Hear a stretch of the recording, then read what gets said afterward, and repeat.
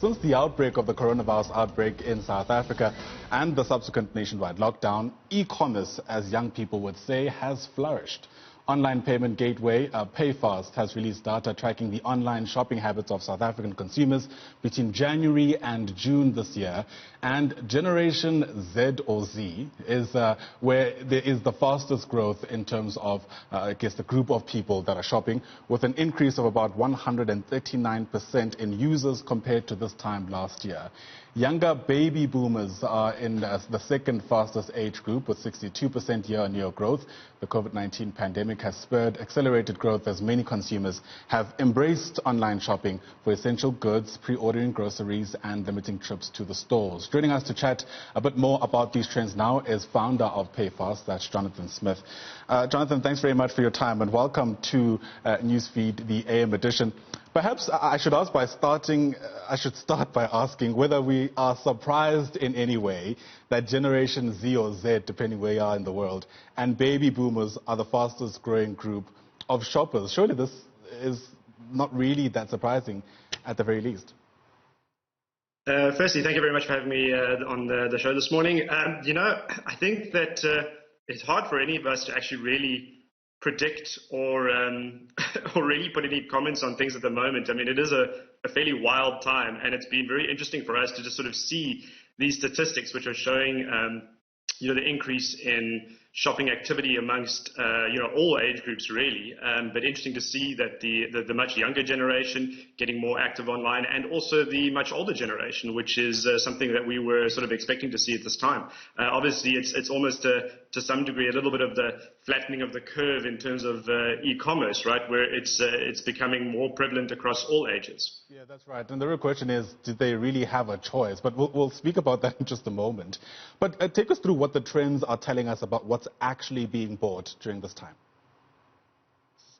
Oh, so I think it's shifted so much depending on the time that you look at this, right? Because when we had pre-lockdown and then there was the hard lockdown, now things, then e-commerce got allowed entirely. So it really has shifted around a lot in this time. So you can't say any one particular thing at any one particular time necessarily, but in the hard lockdown, obviously the things that were essential became a lot more consumed, and that would be online shopping for groceries, which is a big thing, airtime as people were working from home and using more data, so all of those things that you would expect, baby products, pet products, all those things became rapidly consumed online. Once e-commerce was allowed in general, then it was just across the board. I mean, it's just the same trend that we've seen for a number of years, this shift from physical retail to online retail. Yeah, and you speak about things shifting given where we are insofar as the lockdown is concerned. I'm interested in how things shift given where we are within the day. Typically, people should be at home working or studying. Has this changed, which time of the day we're seeing peaks in online shopping? I think that peak still generally follows the same activity that it used to. And what we have seen over the years, though, is that mobile has become a lot more used in terms of actual purchasing. Historically, it used to be more for research, not as much for purchasing, and that has definitely changed, right? So what we'll see is that the mobile usage dominates outside of kind of work hours, and then during work hours, you'll see the desktop usage increase quite a lot. And that combined peak we end up seeing between about, I think it's sort of 10 to 11 in the morning, or 11 to 12. I think it's 11 to 12. We see that biggest peak. So it's still kind of a traditional lunchtime, when people are taking a break, that you'll see that peak. Yeah, but we're still getting a sense that people have multiple windows open whilst working, don't they? Absolutely. I mean, we've become a sort of multi-screened species, as it were. We're sort of watching Netflix or whatever in the evening, and we're looking at stuff on our phones. So it's definitely true that we have tablets, we have phones, we have laptops, you have desktops. There's so many devices now that is just a portal to this world. Absolutely. You speak about devices. It becomes really difficult to have this conversation without speaking about access to those devices and what experts are calling the digital divide in the country, right? The fact that in many respects, there are a whole lot of people who are left behind insofar as us getting online and shopping. Are you getting a sense that, there's a renewed focus on at least getting more people on board? And how do, I guess, companies like yours increase their reach for those individuals, perhaps, who might not have access to these devices? I think that is something which has been changing over the last number of years as smartphones become more and more prevalent, right? I think that is just an ongoing thing that everyone wants to have access to the internet in some way, shape or form, and it's just been an ongoing trend, and that's why we're seeing that translate to commerce online, where the majority of our traffic now is from mobile devices. And that is a trend that is seen, worldwide, not only in South Africa and Africa, but worldwide, where mobile first is the strategy these days. So I don't know if there's anything more that, we need to do in this regard. This is happening already. The smartphone is one of the most revolutionary things that's happened to us in the last number of years. Yeah, for better or for worse, right?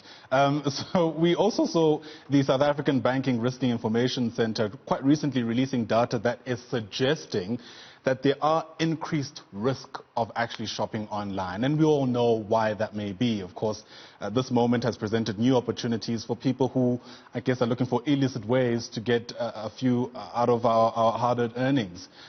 How do we best guard against that? And again, how do companies like PayFast ensure that, your customers are safe when they follow these trends of going online for getting some goods? I think this falls in line with what we normally talk about with consumers and with merchant base at large, is that you can't, because you're dealing online, you are dealing at arm's length, right? So trust is very important. So you need to ensure that you as a consumer are dealing with trusted brands, right? And the same rules kind of apply. It needs to be, a decent website that has contact details, that provides potentially their address, that provides good policies and whatnot. You've got to evaluate trust, and that's when reviews are very important. Read reviews about the stores. So I think it's one of those things sometimes where people, they lose their minds a little bit when they first start doing these things. And we would just advocate, be cautious when you do these things. There's so much information out there available to you, from Google reviews to various review websites. There's a lot that you can look at.